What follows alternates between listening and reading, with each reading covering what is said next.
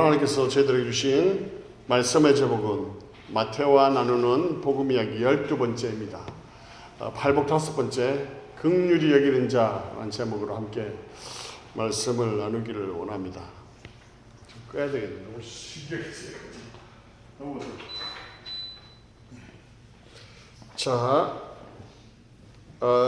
제가 질문할 텐데 답을 한번 찾아보십시오. 프랑스를 대표하는 최고의 소설 중에 하나입니다.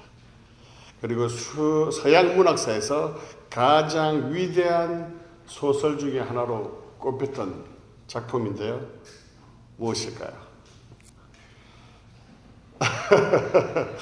우리 집사님이 아시는 것 같은데 프랑스의 소설가 빅토르 위고가 쓴 책인데요. 뭘까요? 예, 레미제라블 인데요. 예, 이제 원래 한국말로 번역하면 불쌍한 사람들이라는 제목이에요. 그리고 우리는 장발장이라고 잘 알고 있죠. 이 소설은 굉장히 유명해가지고 지금 영화로도 저렇게 만들어졌고 뭐 애니메이션, 뮤지컬 이런 것들로 각색되어서 이렇게 나오기도 했습니다. 다 아시는 내용이지만 초반부의 이야기를 조금 함께 나누면요. 굶주린 조카 7명을 위해서 이 빵을 훔치잖아요. 그리고 19년 동안 감옥살이를 합니다. 그러다 보니 이 정가좌라는 이유만으로 많은 고난과 비난과 고통을 당하죠. 그런 가운데 이 미리엘이라는 주교가 이 장발장을 불러서 먹여주고 재워줍니다. 그런데 이제 그 가운데 장발장이 밥을 먹고 나서 이 가지고 있던 은식기를 가지고 도망가 버려요. 그런데 경찰이 그를 잡아서 이 주교 앞으로 데려옵니다. 그런데 이 주교가 경찰 앞에서 전혀 상상할 수 없는 엉뚱한 이야기를 해요. 뭐라고 그러냐면 장발장에게 이야기합니다. 오, 당신이구려. 왜 은촛대는 가지고 가지 않았습니까? 분명히 은촛대도 같이 가지고 가라고 그랬는데 라고 이야기를 합니다. 그리고 이 은그릇은 선물로 준 것이지 훔쳐간 것이 아닙니다 라고 경찰들에게 증언하죠. 그러니까 경찰들은 어쩔 수 없이 돌아가고요. 이 미리엘 주교는 은촛대를 이 장발장에게 주면서 그렇게 이야기를 합니다. 앞으로 가는 길 위에 하나님의 축복이 가득하기를 바랍니다 라고 이렇게 하면서 축복을 빌면서 이렇게 보내줘요. 주교는 왜 이 장발장에게 이러한 행동을 한 것일까요? 이 주교인 미리엘이 이 장발장에 대한 깊은 긍휼함이 있었기 때문에 그렇다는 것이죠.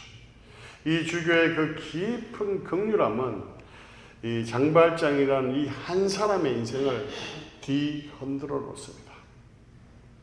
그렇게 많은 사람들에게 멸시를 당하고 무시를 당하고 또한 그렇게 살아온 그에게 긍휼을 베풀자 그 긍휼함을 받은 장발장은 평생을 그 긍휼을 베푸는 자로 살아가게 됩니다.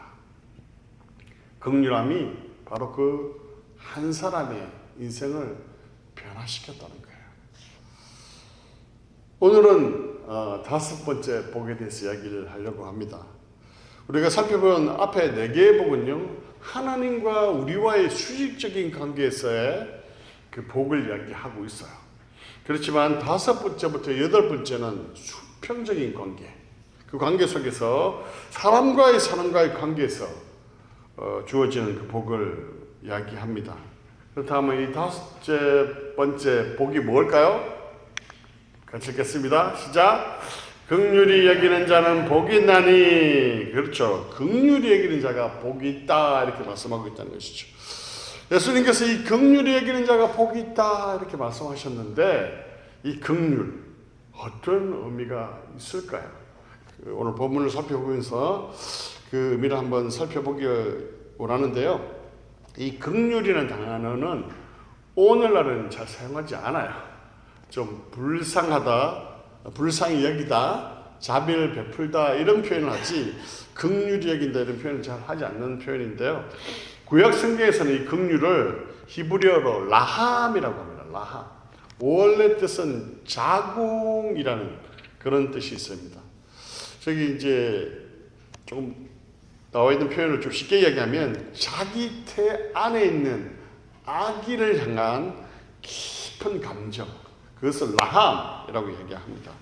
이 기본적인 의미에서 긍휼과 자비라는 단어로 이렇게 발전되는데요. 이 표현을 더 이렇게 실감나게 말씀을 드리면 아기를 낳아보시고 키워보신 분은 알지만 아기를 이렇게 모유를 수유하면 그 아기가 그냥 막 이렇게 표현을 못하겠는데 막 열심히 먹잖아요. 그걸 바라보면서 아이고 이 불쌍한가, 아이고 이거 이 감정을 아이고 근데 살라고 저 먹는 거 봐, 아이고 그 표현 있잖아요. 그렇게 가엽게 여기는 그 마음을 이 히브리어 구약성에서 라함이라는 표현을 하고 있다는 것이죠. 그렇다면 오늘 본문에 사용됐던 신약의 표현은 뭐냐면 엘레에몬이라고 하는데요. 이 감정적인 동정심을 이야기해요. 호의적이고 자비롭고 동정심이 많은, 또한 감정이입이 된 empathy라고 얘기하죠. 공감이라고. 오늘날 표현에는 또 공감이라는 표현을 많이 합니다. 이것은 그래서 오늘날의 그 신약에서 이야기하는 이 긍휼함의 뜻은 뭐냐면 그 사람의 입장이 되어서 그 사람을 이해하고 공감하는 그 마음을 이야기한다는 거예요. 사실 그렇죠.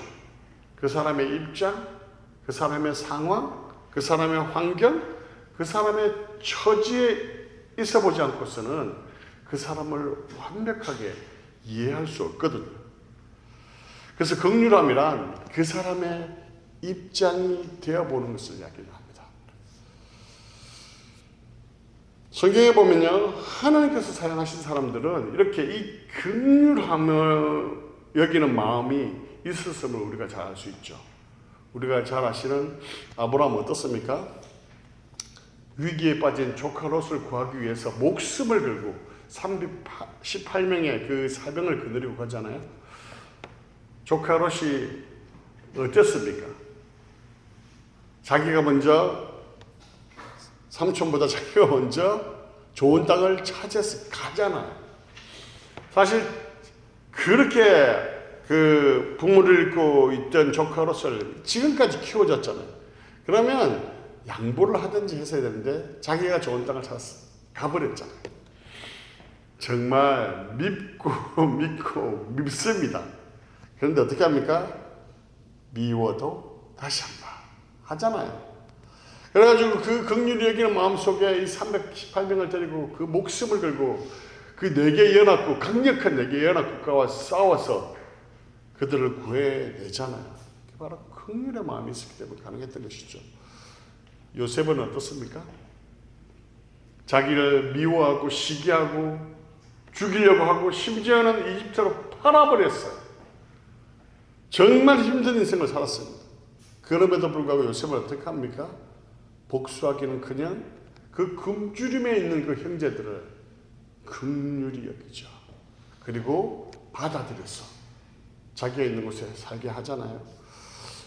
모세는 또 어떻습니까? 미리암이 모세를 대적하잖아요. 그러니까 하나님께 어떻게 하시죠? 문둥병으로 치시잖아요. 이 모습을 보고 모세는 긍휼함을 여겨요. 그래서 민수기 12장 23절을 보면 하나님이여 원하건대 그를 고쳐주옵소서. 이게 바로 모세가 온유한 자로 불려준 이유잖아요. 그죠? 그래서 우리가 팔복을 하고 있는데 온유한 자는요 결국 긍휼히 여기는 자가 될 수밖에 없다는 것이에요. 하나님과 수직적인 관계가 잘 되어 있는 사람은 수평적인 관계도 잘 될 수밖에 없다는 거예요. 다윗은 어떻습니까? 자기를 죽이려고 수십 년 동안, 10여 년 동안 그렇게 따라다녔던 사울, 자기 소굴에 들어오잖아요. 자기 손아귀에 들어오잖아요.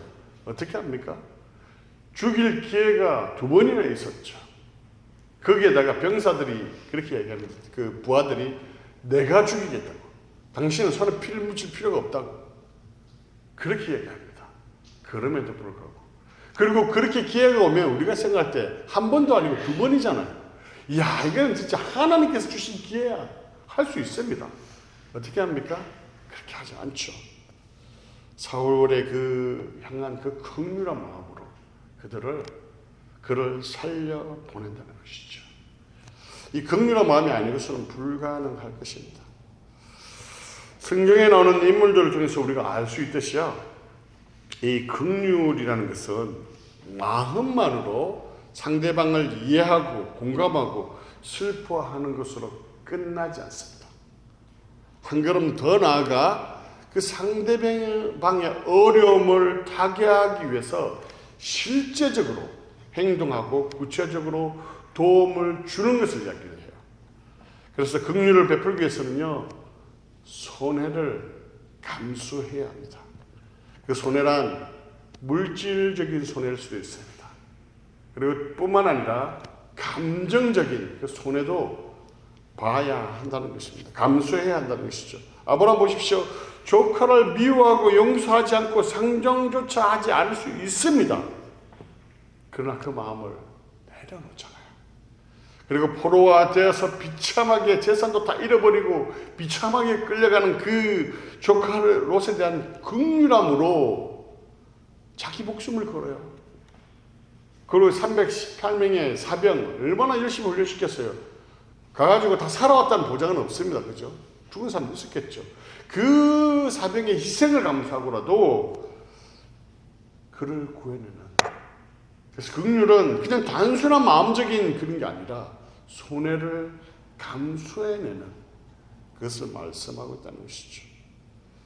그리고 또한 이렇게 긍휼을 베푼다는 것은 일반적인 감정뿐만 아니라 나에게 또한 잘못하고 피해를 입힌 사람에 대한 죄를 용서하는 것까지 포함된다는 것이죠.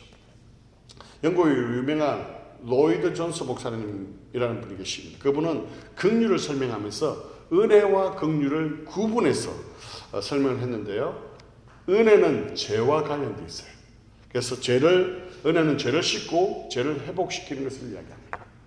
그렇다면 긍휼은 그들의 죄의 결과로 인해서 생겨진 고통, 비참함, 어려움을 향한 동정적인 공감하는 마음을 이야기해요. 고통이 경감되기를 바라는 간절한 마음. 그러나 단지 마음만을 의미하지 않고요, 구제하고 치료하고 돕고 하는 것을 포함하는 것이죠. 그래서 그 고통의 경감을 주기 위해서 무엇인가 해내는 것을, 하는 것을 이야기합니다. effort, activity, 그리고 attempt, 이 세 단어가 그 안에 다 포함됐다고 할 수 있을 것입니다. 누가복음 10장 33절에서 35절을 보면요, 무슨 이야기입니까? 이게 무슨 이야기가 나오죠? 선한 사마리아인의 이야기가 나오거든요. 33절을 보면 있을 것 같은데, 아이고, 없네요. 선한 사마리아에 대한 이야기가 나오는데요. 이 어떤 선한 사람이 여행하는 중 거기에 이르러 그를 보고 불쌍히 여겨, 이렇게 얘기하거든요. 10장 33절에 보면, 여기서 보면 he had compassion, 같은 고통을 느낀다, 그죠? 그 표현을 하고 있다는 거예요. 불쌍히 여긴다는 말은 그 말 뜻이거든요. 여기서도 잘 보시면 사마리아 사람들이 유대인과 어떤 관계가 있습니까? 유대인들이 사마리아인들을 어떻게 보죠? 개보다 못하게 취급하거든. 상종조차도 하지 않거든. 그리고 원수같이 여깁니다. 그런 유대인에 대한 감정을 이 사마리아인이 모를 리가 없잖아요. 그런데 본문을 보시면 어떻게 합니까? 불쌍히 여겼다 나오거든요. 거기에다가 가까이 갔다 이렇게 표현하고 있어요. 도둑들이 다 아직 사라졌는지 여전히 남아있는지도 모르는 상이에요. 그 앞에 많은 제사장, 레위인들 다 도망갔죠. 그죠? 피해서 다 도망갔습니다. 그러나 이 사마리아인은 가까이 갔다. 그리고 기름과 포도주로 상처를 싸매었다. 자기가 가지고 있는 기름, 포도주를 사용했어. 그걸 싸매어 줬다는 것이. 그리고요, 자기 짐승을 태워서 어떻게 합니까? 주막으로 데려간다. 자기 할 일도 있어요. 자기 비즈니스도 있어요. 그러나 그걸 하지 않고 그 사람을 그리로 데려갔다는 것이죠. 그리고 또 데나리온들을 주며 돌봐주라고 이렇게 이야기를 합니다. 자기 경비를 드렸다는 것이죠. 비용이 더 들면 돌아와서 갚겠다 이렇게 이야기했다는 거예요. 자기의 재정적인 손실을 감수했다는 거예요. 이것이 긍휼히 여기는 자의 대표적인 모습이라고 할 수 있을 것입니다. 성경에 보면요, 또한 이 긍휼은 하나님께서 우리에게 끊임없이 보이시는 하나님의 성품이라는 것입니다. 구약에 보시면 이스라엘이 어떻게 합니까? 끊임없이 죄 가운데 있잖아요. 끊임없이. 광야에서 어떻게 하죠? 계속해서 불평합니다. 먹을 것 없다고, 마실 것 없다고, 만나를 주니까 고기가 먹고 싶다고, 또 고기도 주시죠. 모든 불평을 다 들어주세요. 그리고 또 불기둥과 구름기둥으로 덥지도 춥지도 않게 다 제공해 주시고, 하나님의 그 긍휼한 마음이 그 안에서 다 드러나는 것이죠. 또 가나안 땅에 들어가서는 어떻게 합니까? 이들이 또 우상 숭배하고 또 배신하죠. 그리고 남북으로 이스라엘이 갈라집니다. 그리고 아수르와 바벨론에게 점령당해서 또 포로로 잡혀가죠. 그 포로로 잡혀가기 전에 하나님이 어떻게 하십니까? 계속해서 선지자를 보내셔서 돌아오라. 저 같으면 아이고 그래 한번 고생해봐. 그래야지 내가 좀 정신 차리지. 이랬을지 모르겠어요. 그러나 하나님은 계속해서 선지자를 보내시면서 그 고통이 얼마나 큰지 알기 때문에 계속해서 선지자를 보내셔서 돌아오라.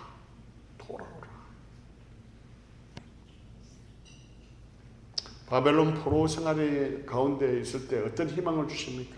너희들을 다시 내가 회복시키겠다.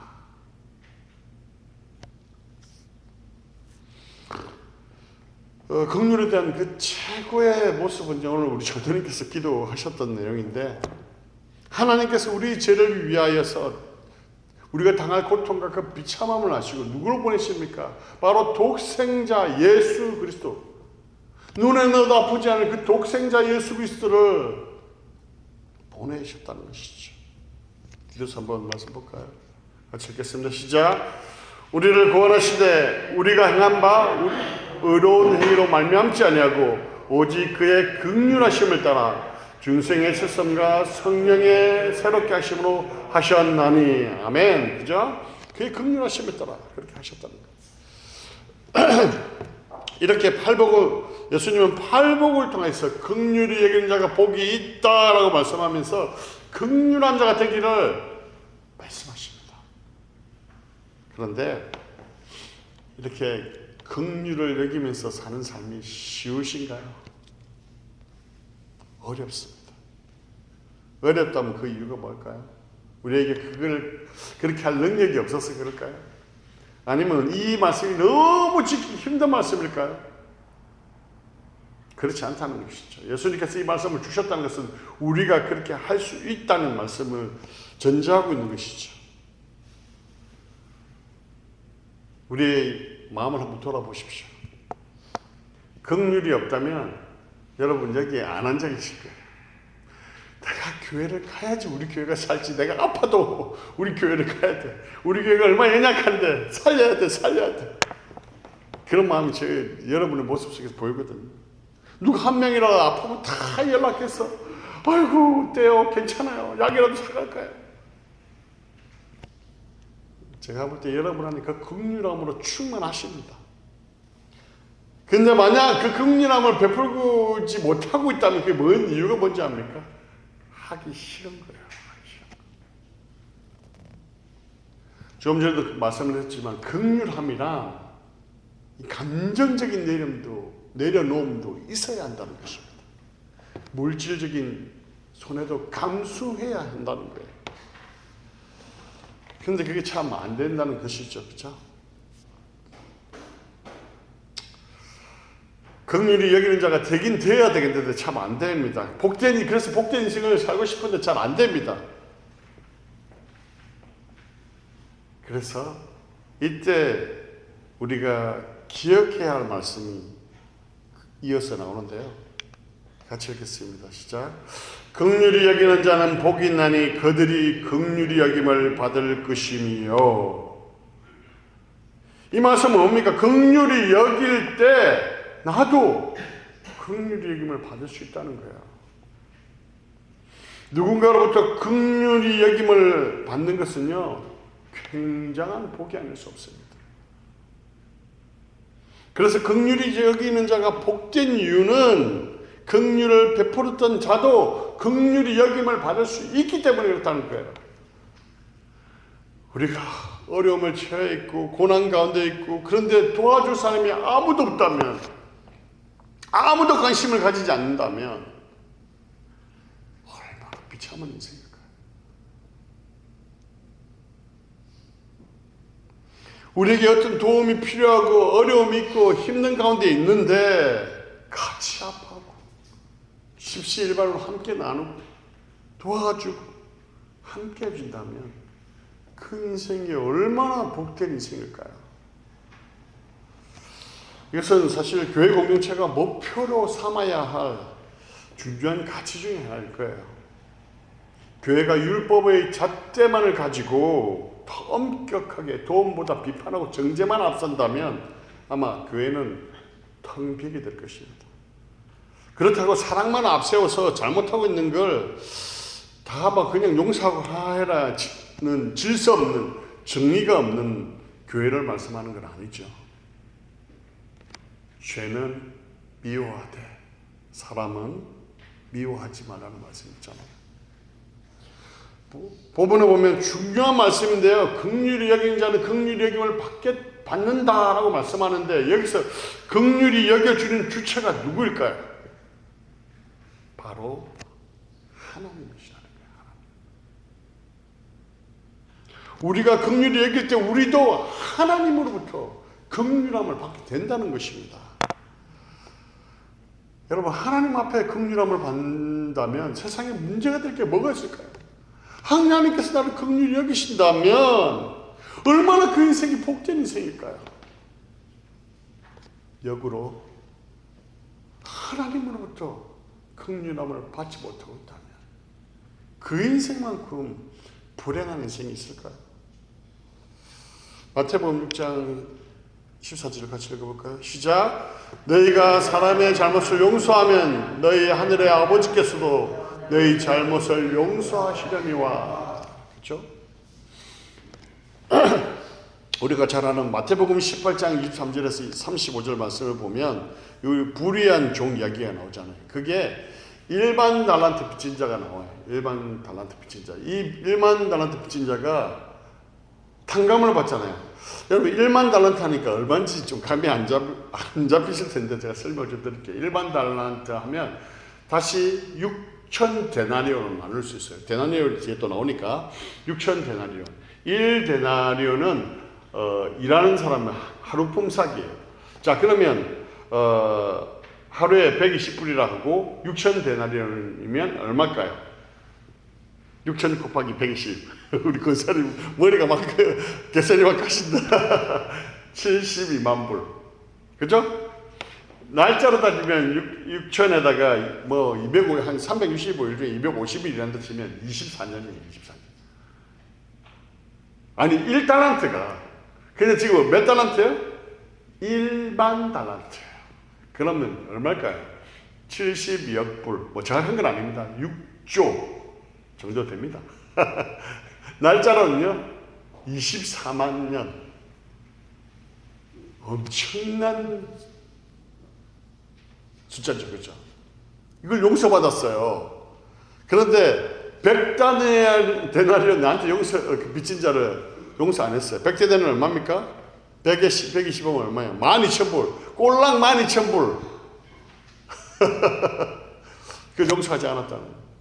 이 불쌍히 여기지 않는 불의한 종. 결국 어떻게 되죠? 용서받지 못하잖아요. 그래서 말씀 있나요? 같이 볼게요. 시작. 너희가 각각 마음으로부터 형제를 용서하지 아니하면 나의 하늘 아버지께서도 너에게 이와 같이 하시리라. 야고보서 2장 13절. 긍휼을 행하지 아니한 자에게는 긍휼 없는 심판이 있으리라. 긍휼은 심판을 이기고 사랑하느니라. 아멘. 그죠? 우리가 정말 긍휼히 여기기가 힘들 때 기억해야 할 말씀일 것입니다. 제가 수치적으로 계산해 드렸지만 그 손해는요, 수치에 비교가 되지 않을 것입니다. 긍휼한 마음은 나 자신을 위해서라도 가져야 중요한 마음이라는 것이죠. 성경에서도 보면요, 바벨론이 결정적으로 멸망한 이유가 나와요. 그 강대국 바벨론이 물론 여러 가지 이유가 있지만 성경에서 표현하고 있는 것은 뭐냐면 이사야 47장 6절 읽겠습니다. 시작. 전에 내가 내 백성에게 놓아여 내 기업을 욕되게 하여 그들을 내 손에 넘겨주었거늘 내가 그들을 긍휼히 여기지 아니하고 늙은이에게 내 멍에를 심히 무겁게 메우며. 여기 보면 내 백성은 이스라엘이고요. 지금 누구한테 얘기하고 있냐면 이 바벨론에게 하나님께서 말씀하고 있는 내용이에요. 긍휼을 베푸지 않았다는 것이죠. 이스라엘의 죄지은 거 알아. 그래서 그런 고통을 당하는 게 맞아. 그렇지만 바벨론이 그들을 불쌍히 여기고 긍휼히 여기기 대세하는데 더 무겁게 힘들게 했다는 것이죠. 그에 대해서 결국 바벨론이 멸망할 수밖에 없었다는 것입니다. 오늘 살아가는 우리에게 대해 이 말씀대로 살아가는 것은 굉장히 중요할 것입니다. 우리가 다른 사람을 심지어 원수 같은 자를 나에게 피해를 입힌 자라 할지라도 용서하고 긍휼을 베풀어야 하는 것은 단지 하나님으로부터 긍휼을 받기 위함이 아니에요.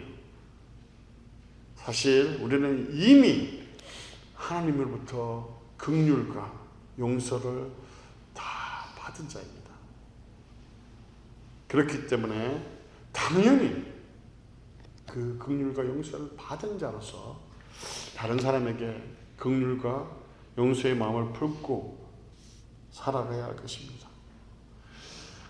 내가 아직도 그 긍휼의 마음을 가지지 못하고 살아가고 있다면 내가 하나님 앞에 긍휼과 그 용서함을 받은 자인지를 생각해 보셔야 돼요.